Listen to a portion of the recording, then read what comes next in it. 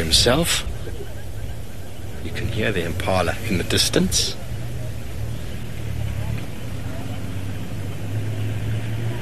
Look at those eyes and the characteristic tongue.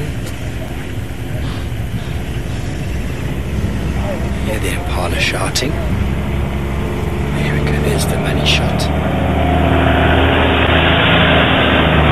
Phil just told us from the beginning that he was going to come all the way here.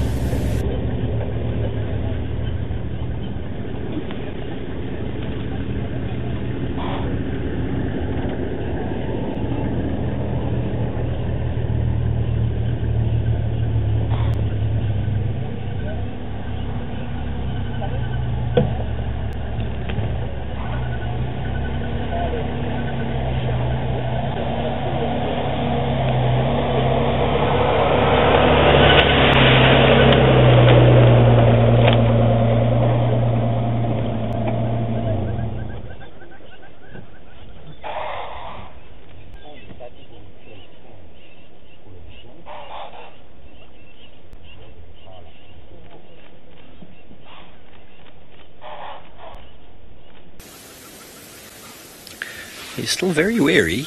He doesn't know, maybe he's smelt Tingana in and around, and he seems to be expecting something to jump out from the bushes behind him at any moment. Ears are very alert.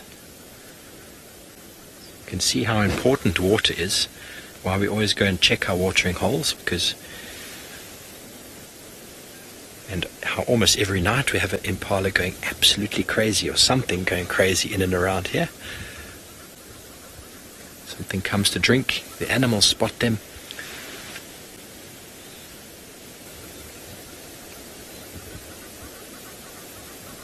Can you hear him drinking? Beautiful shot.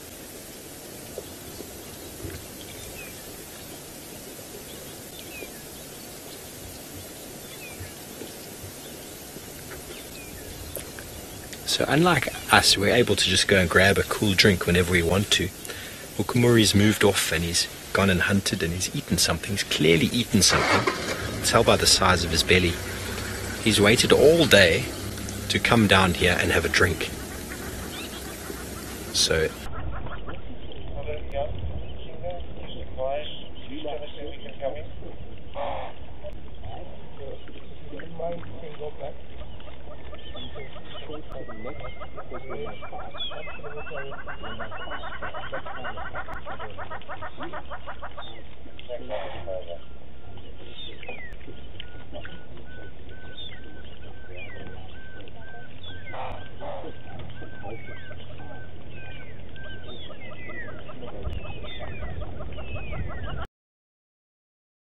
a really big dewlap, you think twice about messing with it.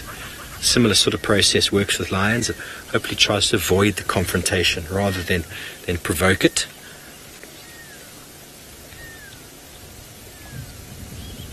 Because it's quite an obvious thing when a leopard is posturing itself. The neck stands out, and when they growl and they puff up, they make it look even bigger.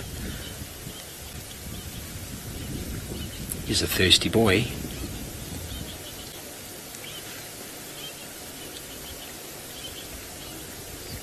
Well, there's two options for him now. He's going to go back to whatever kill it is that he had.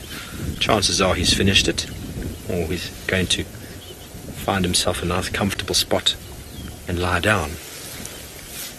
What's your thought, Sens?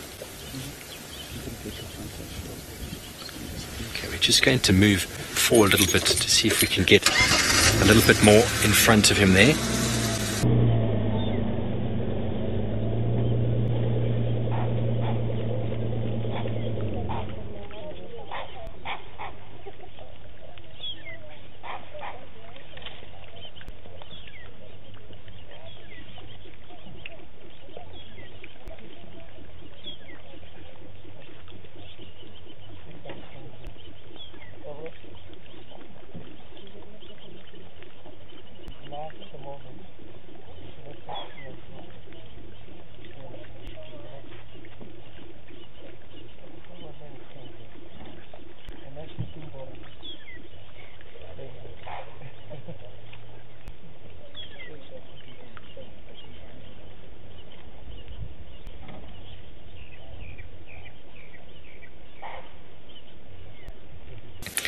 just like when you see a leopard's got a full belly, you know he's not looking for food. So there's other drivers that are dictating their movements. And if he's moving with a dirty lip, then he's definitely not drinking. So maybe he's hunting. Maybe he's scent marking. Maybe he's looking for a lady.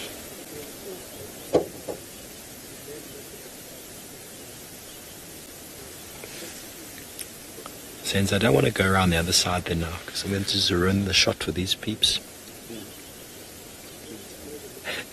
I'm not sure if you can hear it on the ambient, but that squirrel that was alarm calling earlier when Rexon joined us is still shouting to the heavens. Still shouting and shouting. He's not convinced the leopard is gone. No monkeys around djuma this afternoon. The impala spotted him very quickly.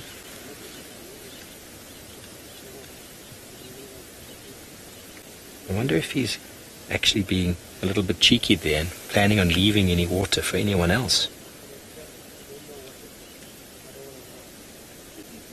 That belly's going to be even more distended now.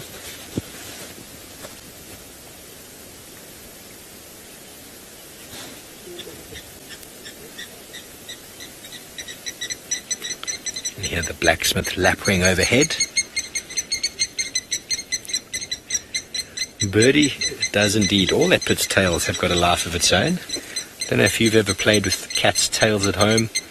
I used to grab my cat's tail when it was resting, and it used to get a little bit upset because it always constantly wants to be moving it. What exactly is going on with the tail and what they're figuring out and feeling around them is really hard to say.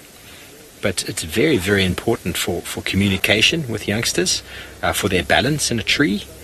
Also assists in a little bit of speed. You've seen with cheetah how they utilize their tail as a rudder for steering, but the tail constantly is moving. And if you saw Hukumuri hunting the other day with that warthog that I had, the first thing that you saw, if you slowed the shot right down, was this tail flick right up in the air before you saw the leopard pounce. And that is a very important characteristic in lions and leopards. If a tail, that's just the light on the pan there. And if you see a lion or leopard's tail flick up and down, and with it being aggressive towards you, there he's scent marking again, then it is definitely going to come. And it's not a very nice thing to experience. The tail flicks up, as you saw with that warthog. If you were watching that segment, the tail flicked up, and then you saw the animal move. That's what they do. Okay, well, I'm going to go up and around here. We get in front of him. He's now going to walk directly into the dam where we had Tingana just yesterday.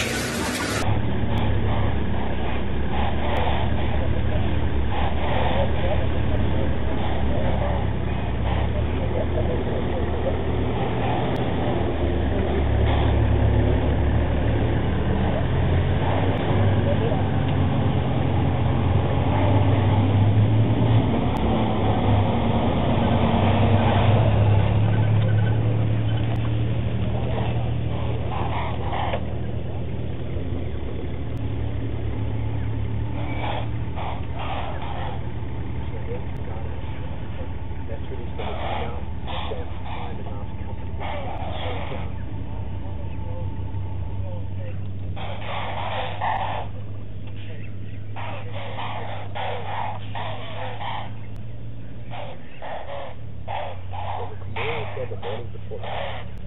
Then Tingana was here, or the night before last. Tingana was here yesterday morning, and now a full 24, 36 hours of elapsed. Hukumuri now.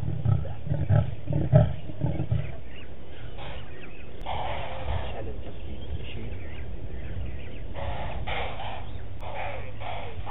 I'm going to get down on the front of this. And it seems to be stationary now.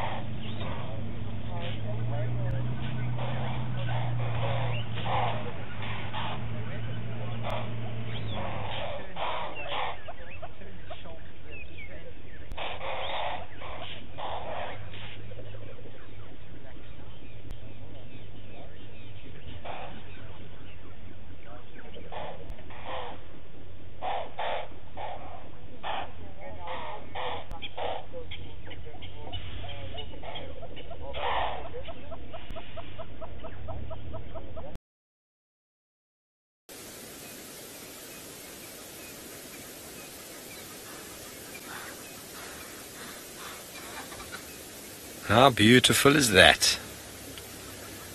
Setting sun in the background. Blacks with lapwings are not happy with the situation. You can hear them shouting. Now he can't help himself. He's turned his shoulder to the shouting impala, but he can't help himself. He still has to look at them. He is a cat after all. They're moving around just like he's looking at those dwarf mongoose. Can't help himself. He just wants to try and catch it. How cool is this? We've got the Hukumuri in the dam. Tingana, we know, crossed that side of the dam, and then we followed him down that road, and Hukumuri's come this side of the road into the dam. So it's almost as if the dam and the drainage itself is kind of like the middle ground. Hard to say really, but seems to be the middle ground. And the impala are hoping that they don't get caught up in the middle of it all.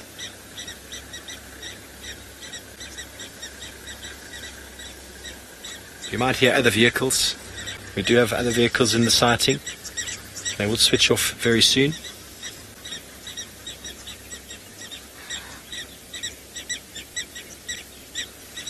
Guide monkey, no, we've got a 3-vehicle limit here in the Sabi Sands and Djuma, but then it is also at the discretion of the guides. For example, if you have a predator that's maybe not very relaxed, or even a predator with a cub, that could even be a 1-vehicle sighting. I know back in the day in Singita in the Kruger Park, we'd have a cheetah that we didn't often see, and that was a 1-vehicle sighting only. And as that animal got more and more relaxed, to the guide's discretion, we would then up it to 2. And eventually, in about a month and a half, we were able to view that animal with 3 vehicles from a distance, because we were very sensitive, very, very considerate of the animal's behavior and what was going on about it. But a relaxed leopard like Hukumuri, 3 vehicles, no problem. Any more than that is not done in a general rule, but in a general rule in the guiding industry, 3 vehicles is pretty much the norm. But it's always nice to be on your own like we were for some time there. See how he's drooling from the water. Sometimes you can mistake that for when he's being overexcited. The drool can happen, as when he's confronting another male. I think it was seen in the TV show in February. He interacted with djuma, and there was a huge amounts of saliva being pumped out of the mouth. Heightened state of sort of alertness.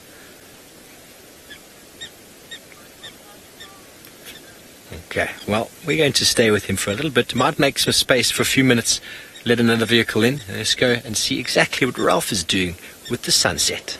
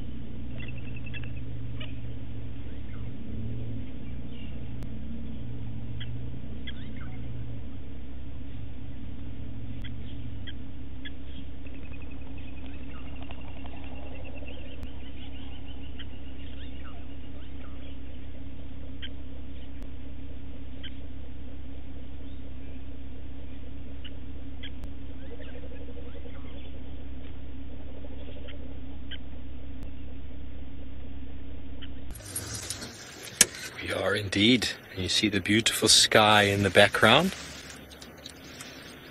We're going to make some space for another vehicle to come in, and then we've been promised we can come back in. If you just excuse me while I communicate with them. Ralph, if you got our visual, make your way. I'll make some space for you. Okay, so we're going to let another vehicle come in for a little bit. Hukumuri's going up and down. Okay, we're going to move out for a little bit. Go have a little look down at the dam. Maybe have a look at those impala and see what's going on. And then we'll be back shortly, folks, because we know people don't often stay too long with the leopards of Djuma. Good afternoon, good evening, or good morning, whatever it is. We have got a beautiful, beautiful male leopard. Look at that face. Look at those eyes. This is a wild, wild leopard. He's about to walk right behind my car. I'm not going to move. It's a male leopard of about 6 or so years of age. His name is Hukumuri. And my name is Steve Falconbridge, and I'm joined on camera by Senzo Mkize. But let's look at him. He's far more interesting.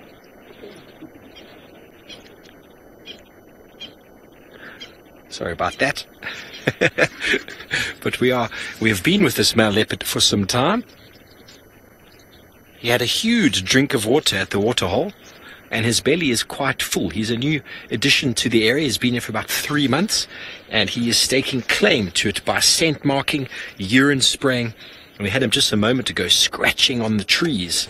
So we're going to see if we can keep up with him, and please send through your questions, your comments. Have you seen a wild leopard before? 100% wild. Well, while we try and get back in front of this beautiful cat, let's go back. Ralph has got elephants behaving strangely. Yes, indeed, he has now decided to go into some extremely thick vegetation. We're going to see if we can follow, but it is very unlikely we're going to be able to go in directly where he is there. We're going to try. And he's got a kill. That is exactly what I'd said earlier about his movement. He's only going to move to the water to drink, and what he's going to do after this is rest, and it's go back exactly to where he's left some meat, because he had quite a full belly, and there you can see he's busy feeding on something. He kills his own food. And so if you're a vegetarian or you're against watching animals feed on meat, then look away right now. But the animal he's feeding on is well and truly dead. He's probably been feeding on it for a good 24 hours already. Fantastic. Can't quite make out what it is just yet. A little bit far, but we can go a little bit closer. Sens, we're going to just move in there. Okay, I'm going to start the vehicle. Well, we've managed to get back down into the drainage depression, and Taylor's 100% correct. Well, first of all, I want to just tell you that he has killed a male impala. You can see that by the horns there. Those are the horns. The male impala are just coming out of the breeding season, the rutting season, and this is the time of year where they think of nothing other than the ladies. I wonder if you boys there can understand what I mean by that. But they think of nothing other than the ladies. So this time of year, they are prone to being caught by leopards and lions and wild dog and hyena, because they lose condition, they forget to eat, they forget to do everything except try and mate and fight. And so this is the time of year you see a really big increase in the deaths of male impala. And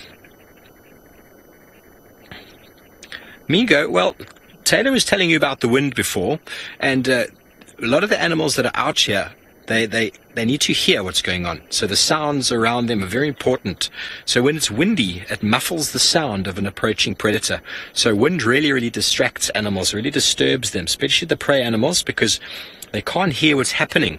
So a leopard and a lion, they're both very stealthy. They can as possible to an animal before launching a very, very powerful and lightning fast attack. And if they can get within striking distance, about 20 yards at the most, of an animal, then they can launch their attack, and then by jumping on it, they latch on with their claws. They've got very sharp protractile claws like Wolverine. They're able to like extend them out of their hands or their paws, and then they grab onto the prey. Ideally, they want to quickly get their teeth onto the throat to suffocate the animal so it doesn't make any noise. And that is essentially how they do it. It takes a lot of practice and a lot of skill for them to be able to pull it off. And a male leopard of this one's age, about 6-7 years of age, by having a male impala like that, is proven he is a very effective hunter.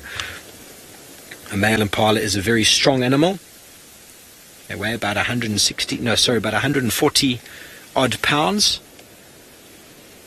They're almost double the weight of a male impala. We're going to stay here. I'm going to talk more about leopards shortly, but it seems like Ralph Kirsten has got an animal that loves the water. Yes, we're back. And there he is enjoying his meat. If you haven't been informed before, we are in infrared, very special sort of light and camera here, and we're able to view this guy at night. It is almost pitch black around. You can actually see how large his eyes are, his pupils. That's what these cats are able to do. They're able to enlarge their pupils to enable them to take in as much light as possible. You can see that, the shiny bit in the middle.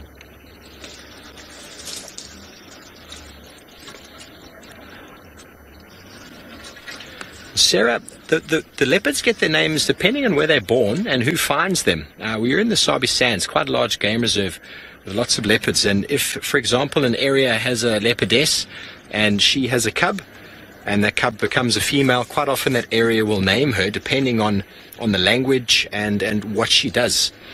We just got another vehicle coming in. I'm just going to use my light just to guide him, to show him exactly where we have this animal.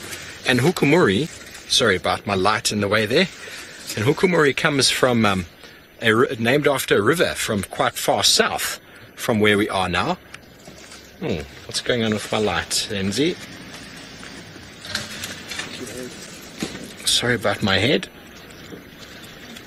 There he is, just assisting the other vehicle to find where he is. And there we go, off goes the light. You might see some lights from them. They don't have the special cameras that we have. They'd like to view him, and because he is a male leopard, he's got a kill. It's unlikely that they're going to disturb him too much. They're not going to shine the light directly on his face. But you can see by his behavior that he's quite relaxed. If he wasn't happy, he would have run away. But so leopards are named basically depending on the guides who find them, the area that they spend a lot of their time. And with males, they move. So he was named further south in the Sabi Sands, named apparently after a river down there. And then he came further north, because that's what leopards do, their dynamics. Males move away from where they were born, and females generally stay. It helps to prevent inbreeding. You don't want to stay and mate with your mother or sisters or cousins. It's not ideal. And we've got a few leopards in the area that have been named either by the guides here or also by people further in and around the area. But they're quite well documented in how they move, and they are beautiful characters, and lots of them even have Facebook pages, so you should go and check it out.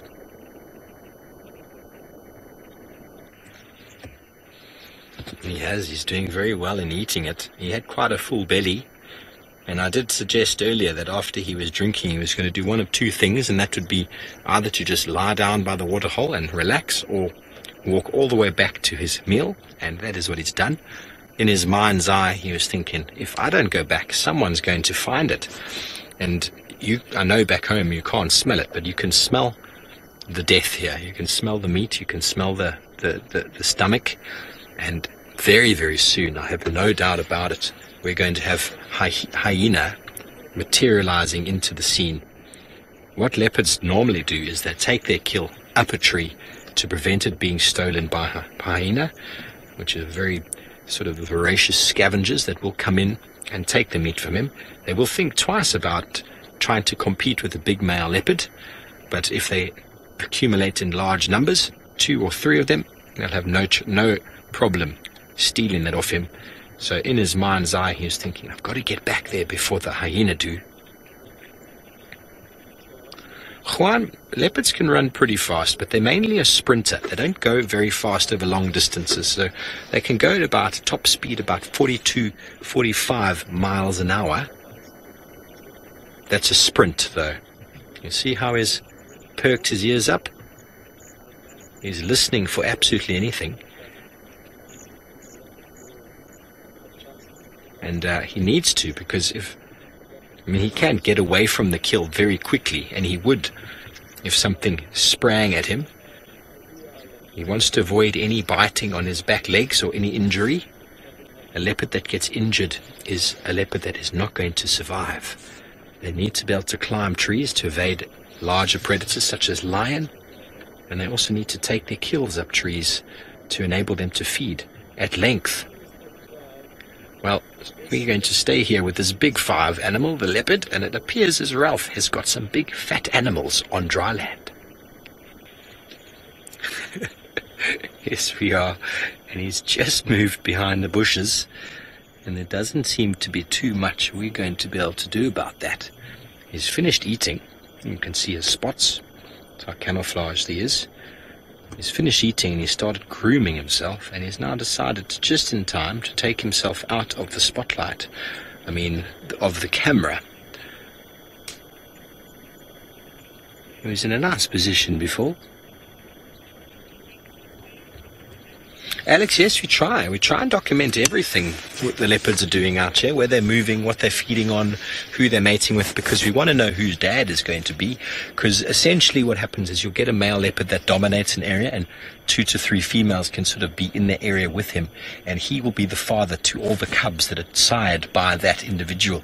And this is a male that's new to the area. There's an older male that's been around, and he's pretty much the father of a lot of the leopards that we've seen around here for some time.